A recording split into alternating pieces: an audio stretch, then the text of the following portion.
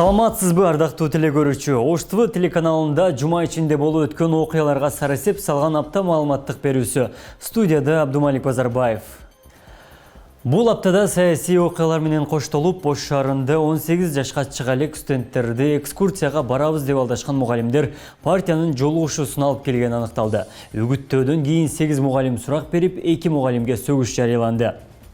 Аптанын башында Кыргыз милициясынын 97 жылдыгы белгиленди. Милицияга элдин ишеними жоголуп, ишенбөөчүлүк жаралып турган шартта патрулдук милиция долбоору калк коопсуздугун жана жол эрежесинин сакталышын жакшыртканы байкалган. Пилоттук долбоор ишке киргенден бери жарандардын чакырууларына ыкчам аракет көрүлүп, жол эрежесинде кыймыл жана коррупция көрүнүштөрү азайганын айткандар бар. Экинчи борбор болгон Ош шаарындагы жаңы курулган жолдордун жана курулуштардын сапатына коомчулуктун нараазычылыгы күчөдө. Шаар мэри Алмазман Бетов жаңыдан реконструкциядан өткөн Алиев көчөсүн кабыл алуудан баш тартты. Шаардын тамтыгы чыккан көчөлөрүндөгү эң жөнөкөй жол белгидеги сызыктар көрүнбөй калганына айдоочулар түйшөлөт. Өткөн аптадагы борбор каладагы массалык уулануудан кийин өлкөдөгү ишкерлик объектиси болгон коомдук тамактануучу жайларда текшерүүгө уруксат берилди. Ош шаарында 59 кафенин ашканасы көзөмөлгө алынып, 90% санитардык талапка жооп бербей турганы аныкталды. Эң ири тамактануучу жайлардын бири болгон Абу Бакр кафесинде тамактан таракан чыккан тасма тарап коомчулуктун сынына кабылды. Ош шаарында мугалимдер административдик ресурсту пайдаланып 18 жашка толо элек студенттерди аянтка партиянын жолугушуусуна алып келген. Бул тууралуу каланын ички иштер башкармалыгы билдирди. 4 ноябрда борбор аянтка Ош мамлекеттик университетинин педагогика факультетинин студенттери өз эркинен сырткары үгүт иштери үчүн митингге алынып келгендиги тууралуу маалыматтар жарык көргөн. Бул маалыматты текшерүү үчүн митингге катышкан студенттер менен мугалимдер Ош шаардык ички иштер башкармалыгына алынып келинген.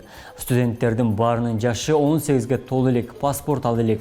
Алар көрсөтмөлөрүндө айрым агайлары экскурсияга барабыз деп алдап, Ош шаарынын борбордук аянтына Азаттык партиясынын митингине алып келгендигин айтышкан. Жалпысынан 8 мугалим, 15 студент суралды.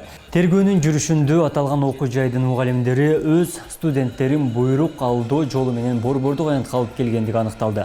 Бул факты боюнча административдик ресурсту кыянаттык менен пайдалануу белгилери менен сотко чейинки өндүрүш иши ачылып, тергөө иштери аяктап калды. Жакынкы күндөрү соттук кароого берилиши кабарланды. Студенттердин биринин айтымында алар 6 саат сабак окушу керек болчу. Бирок мугалимдер студенттерди экинчи сабактан кийин эле Ош шаарынын борбордук аянтына экскурсияга деп алып келип үгүт иштерине катыштырган. Окуу жайдан билдиришкендей, педагогика, психология жана дине тарбия факультетинин башталгыч билим берүүнүн теориясы жана методикасы кафедрасынын доцентинин милдетин аткаруучу Бекмырза Идаев жана ошол эле кафедранын окутуучусу Райымбек Жандозовго сөгүш берилди. Ал эми факультеттин деканы Бактыбек Муратбаевга эскертүү берилген. Биз окутуучулар өзүбүздүн ишибиз менен аракет болушубуз керек. Окутуу процессин өзгүлтүккө учуратпай. Окутуучулар сабагын өтөт, студенттер сабакка катышат. Эч кандай мындай бир шайлоо процессине, ошол окутуу процессин өзгүлтүккө учуратпашыбыз керек да. Пока ал маалымат бизде тастыкталбады. Ошондой студенттин ошол жерде болгону же кайсы бир окутуучу тарабынан ал жакка ошол тигил партияны колдоо боюнча ошол процесске катышканы пока не подтвердился. Мен эметип атам, мындай азырда иликтөө жүрүп атат. Агайга кече ректордун катышуусу менен кеңешме болуп, ал жерде сөгүш жарыяланды 2 мугалимге. Ал эми ал факультеттин деканына эскертүү берилди. Ар бири менен иштедик. Эми мындан ары мындай иштерди болтурбага аракет кылабыз биз. Эми ар бир кишинин өзүнүн жарандык укугу, алар окуу мезгилинде, иш мезгилинен сырткары мындай өздөрү таанышуу, жолугушуу иштерине катышса болот. Бирок университеттин аймагында мындай үгүт иштерин жүргүзүүнү биз анан аларга студенттерди аралаштырууну мындай иштерге жол бербешке биз аракет Саясий окуялар менен коштолгон бул жумада Ош шаарында мугалимдер административдик ресурсту пайдаланып 18 жашка толуу элек студенттерди аянтка партиянын жолугушуусуна алып келгенин калаанын ички иштер башкармалыгы кабарлады. Бул апта ичинде Боршайко мыйзам бузуулар боюнча 34 кайрылуу келип түшкөнүн билдирди.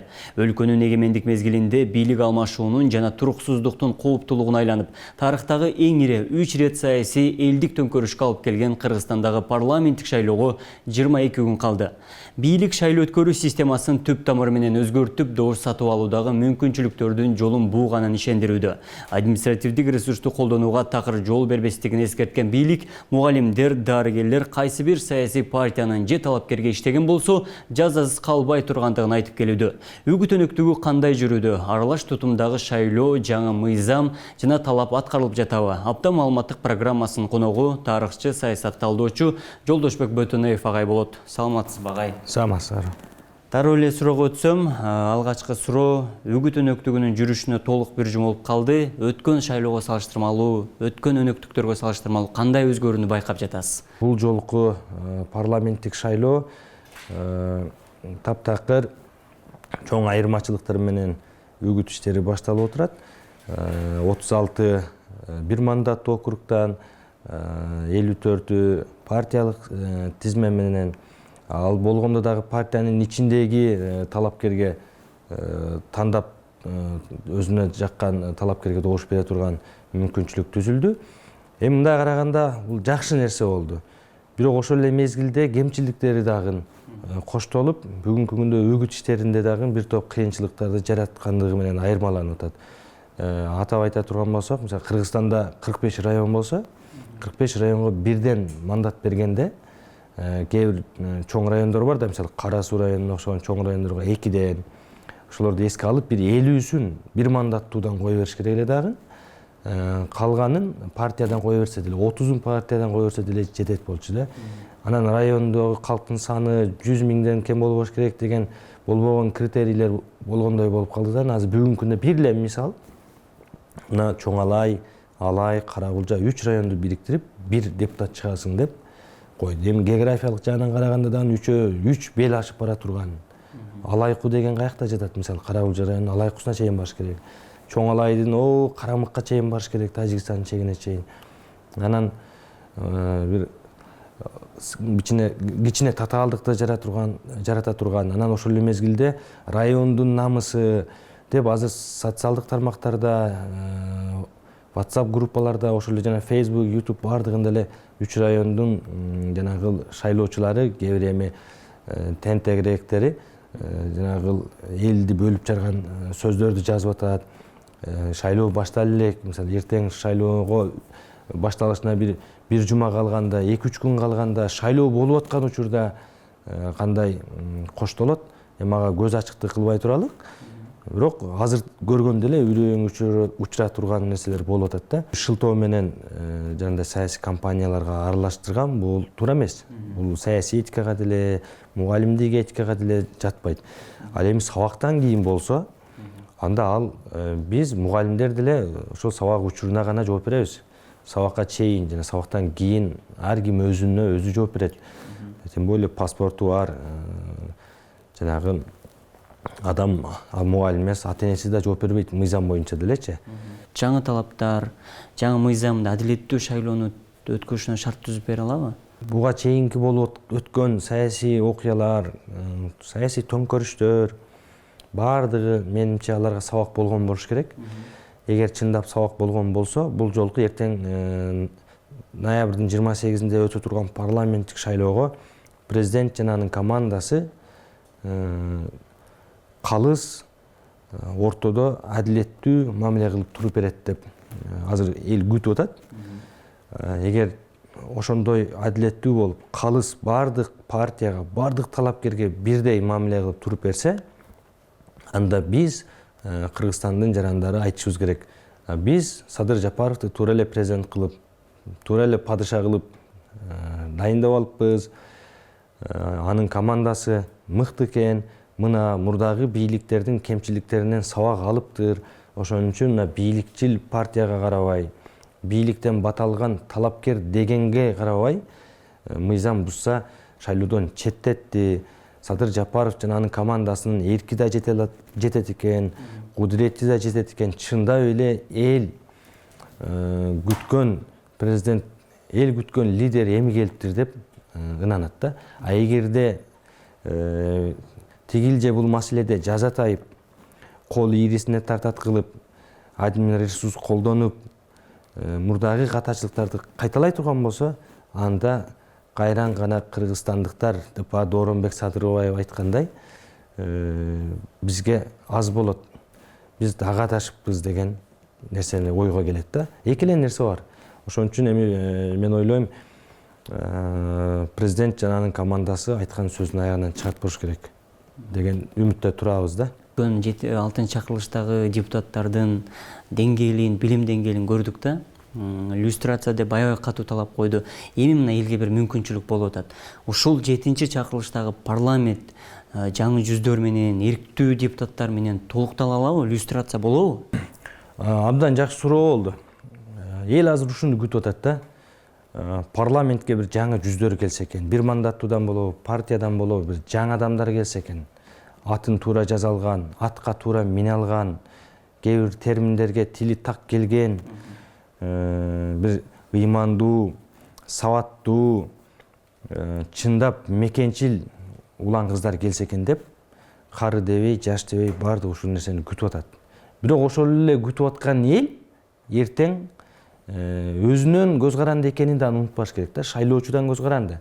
Себеби эл кандай адамды добуш берсе, ошондой адам парламентке барат да. Эми азыр менин жердешим эле, биздин айылдан, биздин уруудан, биздин карындаш урукпуз деген жанагы кыргызчылык, 30 жылдан бери жогото албай келе жаткан кыргызчылык түшүнүктөрү менен эртең дагы шайлоого кадам таштай турган болсо, Кыргызстандын шайлоочулары, анда коркпой эле айтышыбыз керек, анда дагы эле ошол копол тил менен айтканда жаңы чимкиликтер келип калышы толук мүмкүн да. Эми азымда карап атабыз, мен тигил же бул партиянын атын атап айтканым кичине туура эмес болуп калат. Үгүт иштери жүрүп аткан учурда баннерлерди көрүп атпайбызбы? Эски эле адамдар топтолуп алган бир башкача ат менен. Мурдагы шайлоодо деле ошентип атканда, баардыгы ушул элден башталып атат да. Эми эл күнөөлүү деп койсоң, кээ бир жерде жаман көрөт экен. Бийликтин булагы эл, депутаттар шайлап атат. Депутаттар барып сапаттуу мыйзам жазабы, сапатсыз мыйзам жазабы, мына ушул жерде да. Эң бийликтин башы бул эл менен парламенттин ортосунда болуп атат да. Мисалы Америкада эле президенттик республика болуп эсептелинет. Бирок президентинен парламенти күчтүү. Эмне үчүн? Себеби ал жерде күчтүү депутаттар отурат. Президент, сот бийлиги күчтүү ал жердечи. Сот президентти керек болсо алып келип камайт. Көп укуктарынан ажыратып кое алат. Да, эми ал Америка бизден алда качан бул системаларды баштан өткөргөн. Бирок биз ошого чындап эле Борбордук Азиядагы демократиянын аралчасы экенибизди далилдесек, кошуна мамлекеттерден мактанып атпайбыз. Биз кошуна мамлекеттерден саясий аң сезим боюнча, саясий маданият боюнча, демократия боюнча биз ат чабым алдыга кетип калганбыз деп. Ат чабым алдыга кеткенибиз менен бизде чыныгы демократиянын элементтери барбы деген маселе бар да. Ошон үчүн урматтуу кыргызстандыктар, урматтуу эл журт, эртең 28 ноябрда колду жүрөккө коюп туруп, кайсыл партияга, кайсыл бир мандаттуудан кимге добушуңузду берерден мурун анализдеп көрүңүз. Добуш сатуудагы көрүнүш адатына калыптанып келе жатканда, эми бийликке эки тутумдуу система менен мүмкүнчүлүк берип атканда, калыш шайлоо эмнеден көз каранды болушу мүмкүн? Эми калыш шайлоо эки нерседен көз каранды. Биринчи, бийлик 100 миңдеген добуштарды бурмалай албайт. 5-10 миңге чейин добушту бурмалап коюшу мүмкүн. Түрдүү шылтоолор менен. Бирок 100 миңдеген добуштарды бийлик эки башы болсо да бурмалап, админ ресурс колдоно албайт. Эми чындап уткандар реалдуу болду шайлоо дейт, утулгандар реалдуу болгон жок, бийлик админ ресурс колдонду дейт. Эки жагы бар да. Анан эми мен айткан жогорудагы эки нерсе бул бийлик уюштуруучу катары калыс ортодо фемиде болуп туруп бериш керек. Эл кой биз ушинтип кара курсактын айынан акчага 1000 сомго 2000 сомго сатылып атып канча президенттин башын жедик, канча парламентти жоготтук, парламенттин чимкирик кылган дагы мына биз бийликтин булагы катары мына эл биз күнөөлүүбүз ушу парламентти жаманатты кылган дагы деп эл дагы өзү бир моралдык укугу бар, юридикалык укугу бар дегенде эл моралдык жагынан элдин күнөөсү чоң. Ушунча президенттерди кетиргенге дагы, президент кылып алып келгенге дагы, парламентти башканын баардыгына элдин күнөөсү, моралдык күнөөсү аябай чоң. Эми ошону сезип эл эртең кой жетишет. Бул жагын деле биз жайладык, секин отуруп алып, унун алып, шекерин алып, акчасын алып атып, ушинтип биз кыйнадык. Эми азыркы бийликке дагы бийликти да биз өзүбүз алып келдик. Түндүк, түштүк дебей, кыргыз эмес дебей, бир жараса наза жарайт деген сөз бар да. Ошо бир жараса наза жарайт дегенде, бир жараса Садыр жана анын командасы жарайт деп, Садыр Жапаровду президент кылып шайладык. Экинчи, анын системасын колдоп бердик. Конституциянын жаңы редакциясын кабыл алып бердик. Элдик курултай деген институтун киргизип кабыл алып бердик. Эл.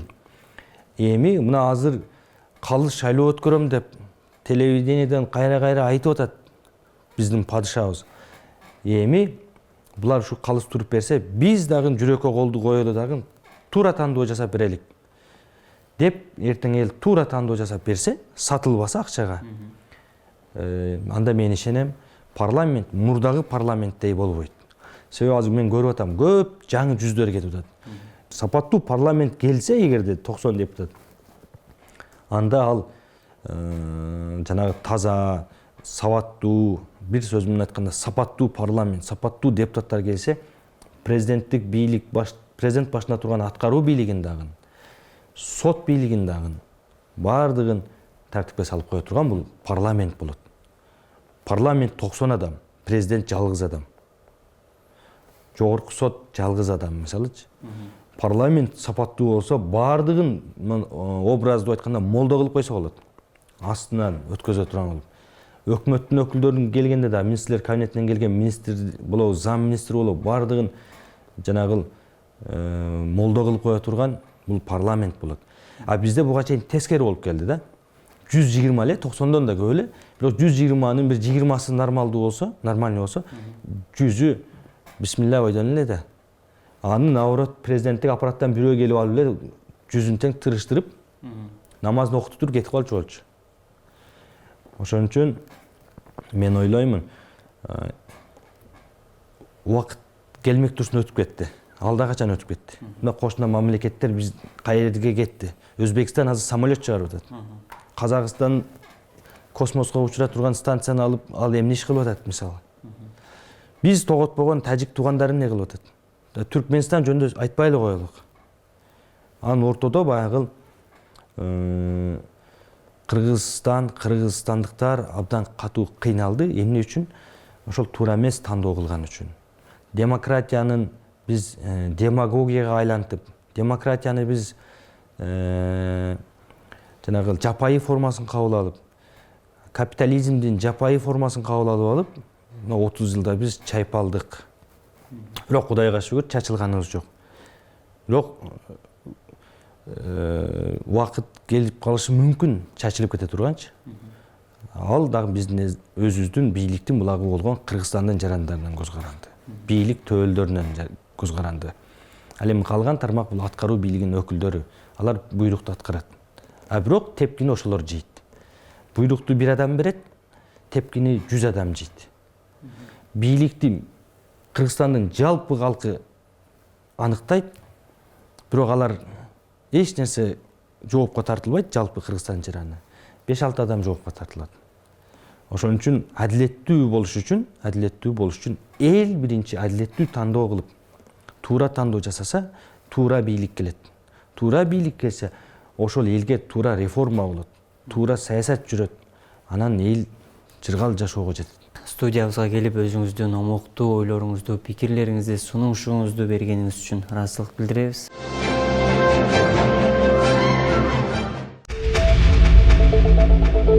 1 ноябрь дүйшөмбү.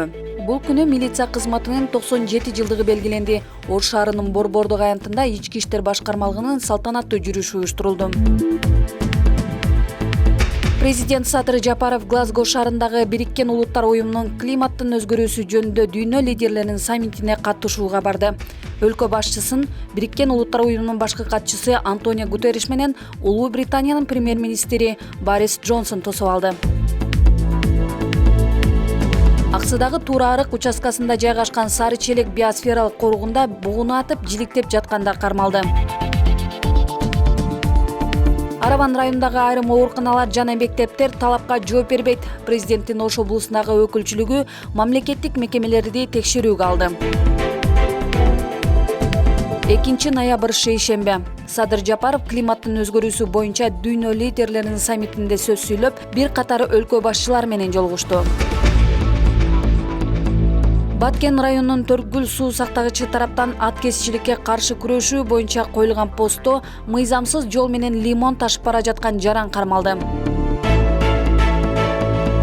Ош шаарындагы ири курулуш жана энергетикадагы эл аралык көргөзмө ачылды. Ага Беларусь, Германия, Казакстан жана Түркия өлкөлөрүнүн ири өндүрүштөгү 30дан ашуун компаниялары катышууда.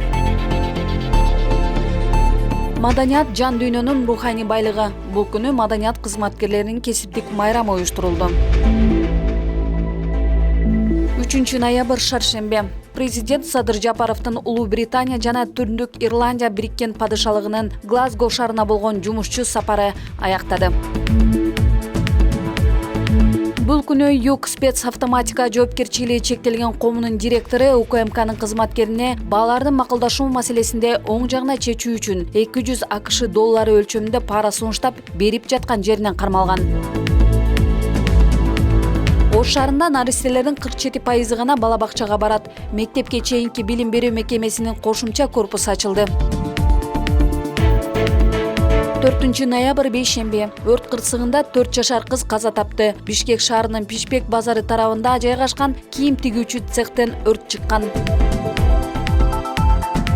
Европа бирлиги менен өнөктөштүктү чыңдоо Кыргызстандын тышкы саясатындагы артыкчылыктуу багыттардын бири болуп саналат. Министрлер кабинетинин төрагасы Акылбек Жапаров Европа комиссиясынын аткаруучу вице-президенти менен жолугушту.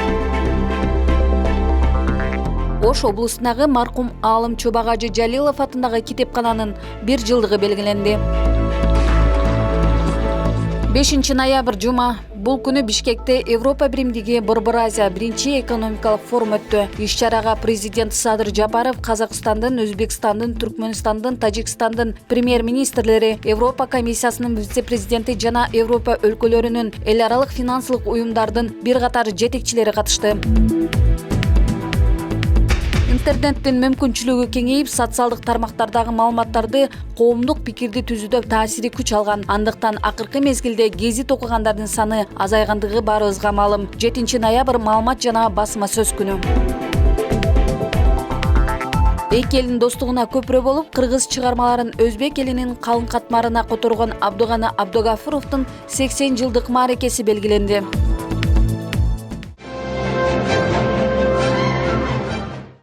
Бул апта мына ушундай окуялар менен жыйынтыкталды. Жараткан элибизге тынчтык, мамлекетибизге өнүгүү берсин. Апта маалыматтык программасы менен Абдумалик Базарбаев болдум.